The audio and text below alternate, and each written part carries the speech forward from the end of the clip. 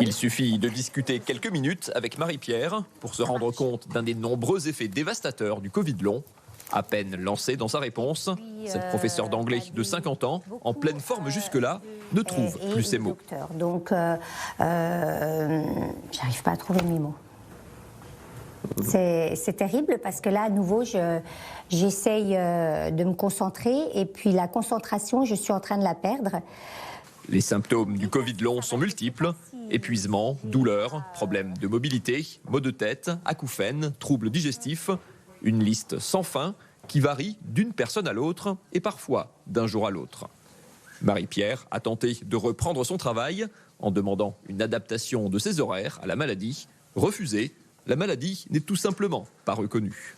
J'ai été reçue par des membres du comité médical et par un docteur et en fait que j'étais apte physiquement et parce qu'il n'y a pas la case quoi, il n'y a pas la case finalement Covid long. Cette maladie invisible a pourtant été reconnue par un texte voté à l'unanimité à l'Assemblée nationale il y a tout juste 1 an.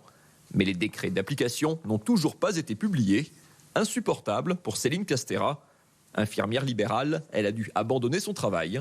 C'est depuis chez elle qu'elle se bat au sein d'une association pour que ce texte soit enfin appliqué.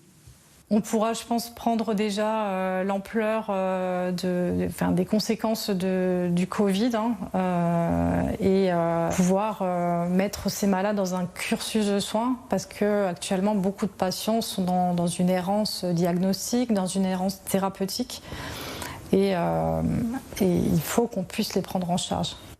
Selon les chiffres de Santé publique France, 2 millions de Français ont présenté des symptômes plus de 3 mois après une infection au Covid.